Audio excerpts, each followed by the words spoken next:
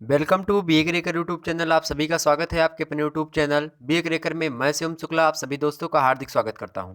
दोस्तों, आज के वीडियो में हम बात करेंगे कवि और मैथिली शरण गुप्त जी के द्वारा रचित एक कविता है जिसका नाम है मातृभूमि। उसमें वर्णित एक जो छंद है उसके बारे में हम चर्चा करेंगे। इन्होंने इस पंक्ति को लिखा है और जो कि मातृभूमि में संकलित है। मातृभूमि आपके पाठ्यक्रम में संकलित एक कविता है जिसकी जिसकी रचना मैथिली शरण गुप्त जी ने की है। इसके अलावा मातृभूमि के अलावा भी आपकी 4 रचनाएँ ऐसी हैं जो कि 4 कविताएँ ऐसी हैं जो कि आपके पाठ्यक्रम में संकलित है मैथिली शरण गुप्त जी की। हमने सिलेबस करवा दिया है। सिलेबस की वीडियो आपने नहीं देखा तो प्लीज़ सिलेबस की वीडियो देख लीजिएगा। बीए द्वितीय वर्ष हिंदी साहित्य के प्रथम प्रश्न पत्र आधुनिक अवधि काव्य का सिलेबस अपलोड है। उसके बाद में दूसरे पेपर का भी सिलेबस आपका अपलोड है और दूसरे पेपर का क्या नाम है, हिंदी कथा साहित्य एवं नवीन गद्य विधाएँ। इसका भी सिलेबस अपलोड है, तो सिलेबस देख लेंगे, उसके बाद में इस वीडियो को देखेंगे। तो इसके अलावा मैं मेरी कुटिया में राजभवन मन भाया, बेदने तो भी भली बनी, दोनों ओर प्रेम पलता है, दरसों परसों घन बरसों। ये 5 कविताएं सम्मिलित है। कौन कौन सी? मातृभूमि पहली, दूसरी है मेरी कुटिया में राजभवन मन भाया, तीसरी है बेदने तू भी भली बनी और चौथी है दोनों ओर प्रेम पलता है और पांचवी है दरसों परसों घन बरसों। इसी परिप्रेक्ष्य में आइए इनका जो नीलांबर, ये है नीलांबर प्रधान, ये मातृभूमि का है। नीलांबर प्रधान हरित पट सूर्यचंद्र युग मुकुट मेखला हैं, दिया प्रेम प्रवाह फूल तारे मंडल हैं, बंदी जन खग वृंद शेष फन सिंहासन है, करते अभिषेक पयोध हैं, बलिहारी इस भेष की है, मातृभूमि तू सत्य ही है, सगुण मूर्ति सर्वेश की। इस प्रकार से लिखते हैं ये मनोहर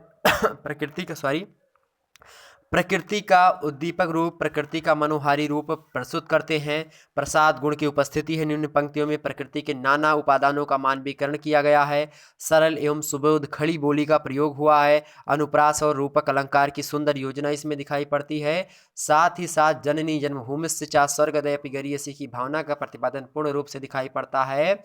ठीक है, मैथिली शरण गुप्त के निम्न पंक्तियों में दोस्तों बीए सेकंड ईयर द्वितीय वर्ष के लिए हिंदी साहित्य के प्रथम पेपर यानी आधुनिक हिंदी काव्य के अंतर्गत ये शामिल है। इसके हिसाब से ये बड़ा ही महत्वपूर्ण प्रश्न है और इससे प्रश्न पूछा आता है और प्रश्न ऐसे पूछा जाएगा कि Nilambar dot dot dot Sarvesh की निम्नलिखित पद्यांश की व्याख्या या फिर ससंदर्भ व्याख्या करें। तो संदर्भ से पहले आपको ध्यान रखना है, सबसे पहले आप किसी भी अगर काव्य पंक्ति की व्याख्या करते हैं तो उसमें पहले संदर्भ लिखते हैं। दूसरे नंबर पे वो कहाँ से ली गई है, मतलब पहले तो संदर्भ में बात हो जाती है कि कहाँ से ली गई है। प्रसंग में होता है कि किस प्रसंग में बातें कही जा रही हैं, किस परिप्रेक्ष्य में पूरी की पूरी मतलब थोड़ी सी आपको ये करवाना है कि इस पूरे पंक्तियों में थोड़ा सा क्या बताया गया है, मतलब थोड़े कम शब्दों में पूरी बातों को कहना। उसके बाद में व्याख्या खंड होता है। व्याख्या में जो चीज़ें लिखी हुई होती हैं उनकी अर्थ मुख्य रूप से सरल भाषा में हम लिखते हैं। उसके बाद में विशेष के रूप में हम लिख देते हैं विशेष की इन काव्य पंक्तियों में क्या क्या चीज़ें विशेष है। तो आइए इसी परिप्रेक्ष्य में हम सारी चीज़ें जान लेते हैं। दोस्तों, आपके सामने हमने प्रस्तुत कर दिया जिसकी मैं व्याख्या करने जा रहा हूँ। ये जो है बड़ा ही महत्वपूर्ण है काव्य पंक्तियाँ, इनसे प्रश्न पूछा जाता है। देखें, पहली पंक्ति यहाँ पे दी है कि नीलांबर प्रधान हरित पट पर सुंदर है। नीलांबर प्रधान कहाँ पर है? हरित पट पर क्या है? सुंदर है। सूर्य चंद्र युग मृकुट मेखला रत्नाकर है। अभी मैं इसका अर्थ बता रहा हूँ पूर्ण रूप से। पहले इसकी मैं संदर्भ बता दूं तो प्रस्तुत पंक्तियां जो है वो राष्ट्रकवि मैथिली शरण गुप्त जी के द्वारा रचित हैं। ठीक है, मातृभूमि नामक संज्ञक कविता से ली गई हैं। कविता कौन सी है? मातृभूमि, उससे ली गई हैं आपके पाठ्यक्रम में। प्रसंग में आप लिखेंगे कि व्याख्या पंक्तियों में मातृभूमि की शोभा का वर्णन करते हुए उसके प्रति अनन्य अनुराग और आदर का भाव व्यक्त किया गया है। इस प्रकार से आप लिखते हैं।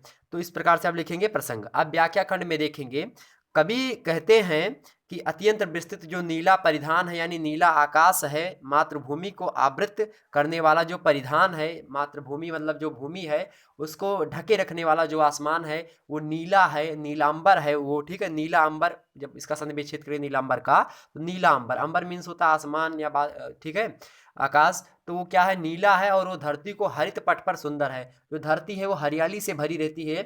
जब आप देखते हैं कभी सरसों सरसों है, उसके बाद में गेहूँ, पेड़ पौधे सभी की पत्तियां हरी होती हैं हरित लवक के कारण से। उसमें क्लोरोप्लास्ट होता है। क्लोरोप्लास्ट जो है क्या करता है? फोटोसिंथेसिस क्रिया करता है, प्रकाश संश्लेषण करता है, जिससे भोजन बनाता है, जिससे वो हरा भरा हमेशा बना रहता है। ठीक, तो यही परिप्रेक्ष्य में मैथिली शरण गुप्त जी कहते हैं कि अत्यंत विस्तृत नीला आकाश, मातृभूमि को आवृत करने वाला परिधान जो है वो धरती की हरियाली रूपी हरे वस्त्रों पर अत्यंत सुंदर लग रहा है। पट, पट मतलब होता है कपड़ा या फिर वस्त्र। ठीक, तो वो क्या है, हरित रूपी पट। तो उसके ऊपर हरित हरित जो हरियाली है, हरियाली रूपी हरे वस्त्रों पर अत्यंत सुंदर लग रहा है। कौन? तो जो नीला आकाश है, ये बता रहे हैं। और साथ ही कहते हैं कि सूर्य चंद्र युग मुकुट मेखला रत्नाकर है। सूर्य चंद्र जो हैं, सूर्य और चंद्रमा दोनों क्या है, मातृभूमि के सिर पर सुशोभित होने वाले मुकुट हैं। तो और उसके बाद में कहा गया कि मेखला रत्नाकर हैं। तो जो तो चंद्रमा और सूर्य कौन से हैं, मातृभूमि के सिर पर सुशोभित वाले मुकुट हैं, जो चमकीले हैं और आकृष्ट मुकुट हैं, आकर्षक मुकुट हैं। और सागर तुम्हारी करधनी है। तो जो मेखला है, मेखला कहा जाता है कमर के भाग को, तो उसमें जो है करधनी जो है बंधी हुई है, उसी को मेखला रत्नाकर है। ठीक, साथ ही सागर जो है तुम्हारी करधनी है। सागर क्या है, करधनी है। मेखला जो है वो करधनी है, सागर क्या है, करधनी है। नदियों की धाराएं, नदियां प्रेम प्रवाह फूल तारे मंडल है। नदियां क्या हैं, नदियों की जो धाराएं हैं वो मातृभूमि की प्रेम की धाराएं हैं। नदियां प्रेम प्रवाह, फूल तारे मंडल हैं। जितने भी फूल हैं पृथ्वी पर वो कैसे हैं, वो पूरा का पूरा तारामंडल है। मातृभूमि पुष्पवत श्रृंगार है उसका, ठीक है। तो पुष्पवत श्रृंगार है, तारावलियां यानी तारामंडल जो है वो पुष्प के समान जो है, पुष्प कहीं इधर लगे हैं कहीं उधर लगे हैं जो मातृभूमि पर, तो मतलब पृथ्वी पर, तो वो जैसे आकाश में तारे लगे होते हैं उनसे तुलना करी गई है फूलों की। ठीक, और सूर्य चंद्रमा को मुकुट बताया गया है। और प्रेम की धाराएं बताई गई किसको, तो देखिए नदी प्रेम प्रवाह, तो नदियों की जो धाराएं हैं वो नदियों की प्रेम धाराएं हैं। आगे जो है यहाँ पे है करते अब सॉरी यहाँ पे बंदी जन खगवृंद शेष फन सिंहासन है। तो कूजन कल्लोलन करते हुए अनेकों अनेक पक्षी होते हैं। वो मातृभूमि का विरुद्ध बखानने वाले चारण हैं, मतलब मातृभूमि के बारे में ची चू चू इधर उधर बोलते रहते हैं हमेशा। शेष नाग जो है, शेष नाग जो भगवान विष्णु के पीछे लगे रहते हैं, मतलब लक्ष्मण जी का जो लक्ष्मण जी मतलब जिनके अवतार थे शेषनाग भगवान के, तो वही शेषनाग जी जो है फन रूपी जो है पूरा का पूरा सिंहासन। तो शेष फन जो है क्या है, वो धरती का सिंहासन है। साथ ही करते अभिषेक पयोद है बलिहारी इस भेष की। और अभिषेक कौन करता है, अभिषेक मीन्स होता है जल वृष्टि। अभिषेक कई प्रकार के होते हैं, दुग्ध अभिषेक जो है, उसके बाद में फिर मधु अभिषेक, ठीक, फिर उसके अंदर शर्करा अभिषेक, केसर अभिषेक, दधी अभिषेक, ठीक है। इस प्रकार से विभिन्न प्रकार के अभिषेक होते हैं। तो जो बादल वाला अभिषेक होता है उसको जलाभिषेक कहते हैं। ठीक, तो बादल जो है वो वर्षा के लिए द्वारा मातृभूमि को अभिषिक्त करते हैं, मतलब अभिषेक करते हैं।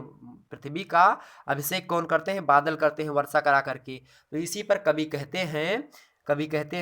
कहते हैं कि मातृभूमि की इस मनोहरी रूप की बलिहारी इस भेष की, कहते नहीं कि मैं आप तुम पर बलिहारी जाऊं, एक गाना होगा बलिहारी तुम पर जाऊं, ऐसे एक गाना है। तो इसी प्रकार से बलिहारी मीन्स होता है कि मतलब ये बहुत अच्छा चीज, मनोहारी स्वरूप। ठीक, तो इस बेस पे मैं बलिहारी जाता हूँ। बलिहारी जाने का एक सिंबल होता है माताएं, और जब आपको बच्चे जब छोटे होते हैं तो उसको करते हैं ऐसे हाथ आगे करके, और यहाँ पे सर पर अंगूठा लगा करके ऐसे झुका देती हैं हाथ आंखों के नीचे पर, ऐसे दोनों हाथों से ऐसे करते नहीं कि हाँ हाय मैं बलिहारी जाऊँ। तो वही चीज़ यहाँ पे बताई जा रही है। तो कवि कहते हैं कि मातृभूमि की इस मनोहरी स्वरूप को देखने के बाद में मैं इस पर बलिहारी जाता हूँ और स्वयं को इस पर न्यौछावर करता हूँ। और कहते हैं कि हे मातृभूमि तू सत्य ही है सगुण मूर्ति सर्वेश की। हे मातृभूमि तू क्या है, मातृभूमि के आदर उनके प्रति, मातृभूमि के प्रति और अखंड आस्था व्यक्त करते हुए कवि और मैथिली शरण गुप्त जी क्या कहते हैं कि हे मातृभूमि तू सत्य ही है सगुण मूर्ति सर्वेश की। कहते हैं कि तू यह सत्य है, यह निश्चित है कि तू साक्षात भगवान की मूर्ति है, सर्वेश की मूर्ति है।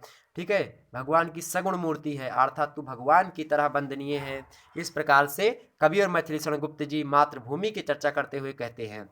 ओके, आगे की बात में हम बात करेंगे सुरभित सुंदर सुखद तेरा नाम यथार्थ है, इसकी व्याख्या हम करेंगे। ठीक, आइए दोस्तों, तो इतना आपकी समझ में पूर्ण रूप से आया होगा और आपने ये जाना होगा कि इसके अंतर्गत सारी चीज़ें क्या है। अब इसमें आपको मैं बताऊं कि इसमें जो है विशेष क्या क्या है। तो पहले विशेष के रूप में आप देखेंगे कि कवि ने इसमें क्या किया है, मातृभूमि को भगवान की सगुण मूर्ति बताया है कि भगवान की तू साक्षात भगवान की सगुण मूर्ति हो। यानी कि यहाँ पे देखिए सगुण मूर्ति सर्वेश की, हे मातृभूमि तू सत्य ही है सगुण मूर्ति सर्वेश की। तो कवि ने मातृभूमि को भगवान की सगुण मूर्ति बता करके उसके प्रति अपनी सम्मान एवं आदर की भावना को प्रकट किया है या फिर व्यक्त किया है। ठीक, किसने, मैथिली शरण गुप्त जी ने। दूसरा यहाँ पे एक बात और आती है कि मातृभूमि को यानी जन्मभूमि को बहुत बढ़ चढ़ कर बताया गया है। तो इसके लिए यहाँ पे एक शब्द और प्रयोग करना उचित होगा, जो कि क्या है कि यहाँ पे याद आता है कि जननी जन्मभूमिश्च चा स्वर्गदयपि गरीयसी।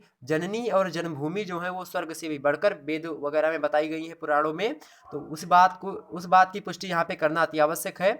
तो इस भावना का प्रतिपादन हुआ है इन सभी पंक्तियों को मिलाएं अगर हम तो।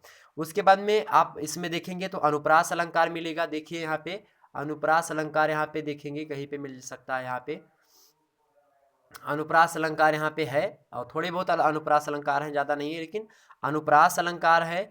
साथ ही साथ यहाँ पे और भी अलंकार है, वो है रूपक अलंकार, क्योंकि एक दूसरे से तुलना करी जा रही है पूर्ण रूप से, तुलनात्मक रूप से। जैसे चरण कमल बंदो हरिराय और भी बहुत सारी चीज़ें हैं, तो यहाँ पे तुलनात्मक रूप से सारी चीज़ें कर रही हैं कि सूर्य चंद्र युग मुकुट मेखला रत्नाकर है, नदिया प्रेम प्रवाह फूल तारे मंडल हैं, बंदी जन खग वृंद शेष फन सिंहासन है, करते अभिषेक पयोध है, बलिहारी सर्वे इस भेष की है, मातृभूमि तो सत्य ही है, सगुण मूर्ति सर्वेश की।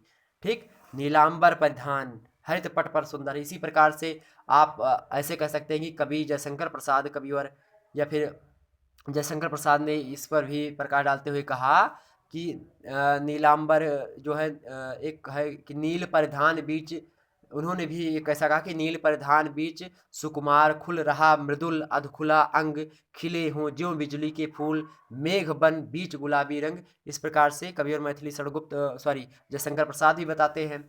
तो वहाँ पर भी उन्होंने नीले परिधान की चीज़ें बताई है। तो विशेष में आप ये भी बता सकते हो कि जिस प्रकार से जयशंकर प्रसाद बताते हैं, मतलब मैथिली षडगुप्त यहाँ पे बताए हैं, उसी प्रकार से आगे चल करके छायावाद के प्रवर्तक जो हैं जयशंकर प्रसाद, वो भी जो है इनकी प्रकृति के उद्दीपक स्वरूप का वर्णन करते हैं।